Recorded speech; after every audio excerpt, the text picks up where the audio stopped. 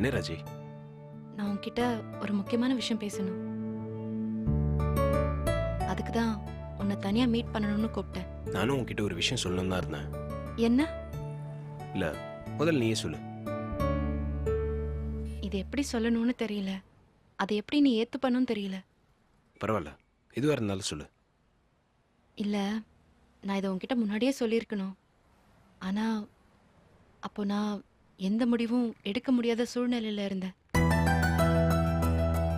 அதனாலதான் என்னால உண்மையான விருப்பத்தை யார்கிட்டயும் சொல்ல முடியாம போயிடுச்சு.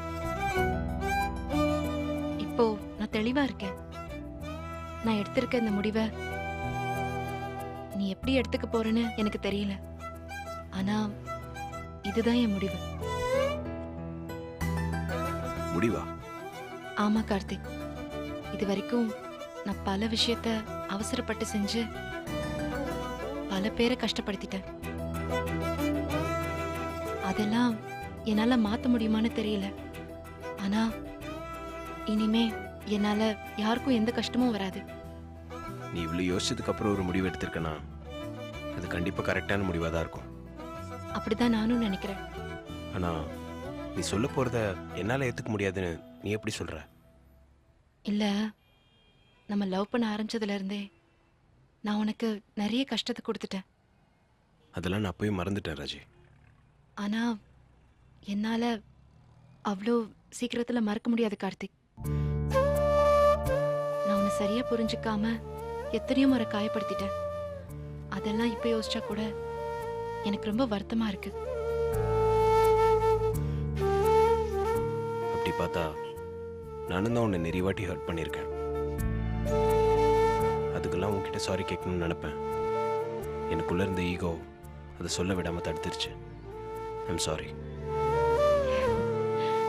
நீ பண்ண எந்த விஷயமும் என்ன அந்த அளவுக்கு பெருசா ஹர்ட் பண்ணதில்ல கார்த்திக்.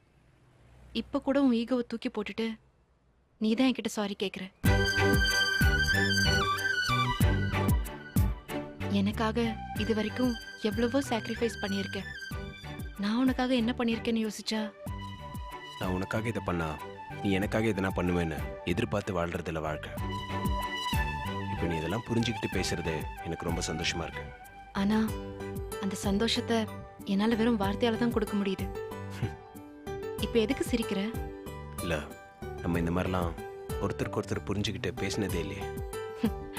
அப்படி பேசியிருந்தாதான் நம்ம பிரச்சனை என்னன்னு நமக்கு முன்னாடியே புரிஞ்சிருக்குமே. நான் கேட்ட கேள்வி விட்டுட்டு நீ வேற ஏதோ பேசிட்டு இருக்க. அந்த முடிவை உன்கிட்ட சொன்னதுக்கு அப்புறம் நம்ம பழைய கதைய பேசவே கூடாதுன்னு நினைக்கிறேன். அதான் இப்பவே எல்லாத்தையும் மனசை விட்டு பேசிடலாம். மறக்கிறதுக்கு என்ன, நம்ம நேத்து பார்த்து பழகி இன்னைக்கு அங்கே நின்று பேசிட்டு இருக்கோம். நம்ம டிராவல் பண்ணி வந்த தூரம் ரொம்ப பெருசு. அது நம்மளே அறியாம நம்மள பேச வச்சிரும். நீ எப்படியும் எனக்கு தெரியல கார்த்திக். ஆனா நான் புது ராஜியா இருக்கணும்னு நினைக்கிறேன். எப்போ நீ ஒன்று உணர்ந்து இப்படி பேச ஆரம்பிச்சியோ அப்போல இருந்தே நீ எனக்கு புது ராஜியா தான் தெரியுற. அதனால இந்த புது ராஜியா எடுத்த முடிவு கண்டிப்பா தப்பா இருக்காது. ஸோ நீ எதுவாக இருந்தாலும் வெளிப்படையா சொல்லலாம்.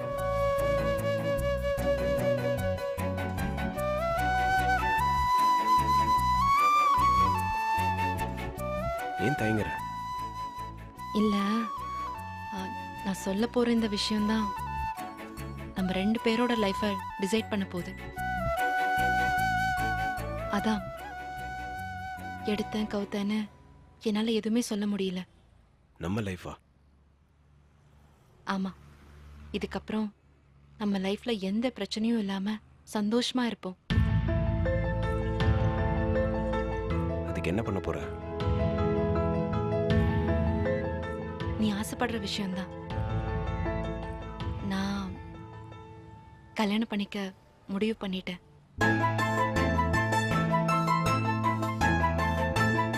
என்ன ராஜி சொல்ற? ஆமா கார்த்திக், நான் பல தடவை யோசிச்சு பார்த்துதான் இந்த முடிவு எடுத்திருக்கேன்.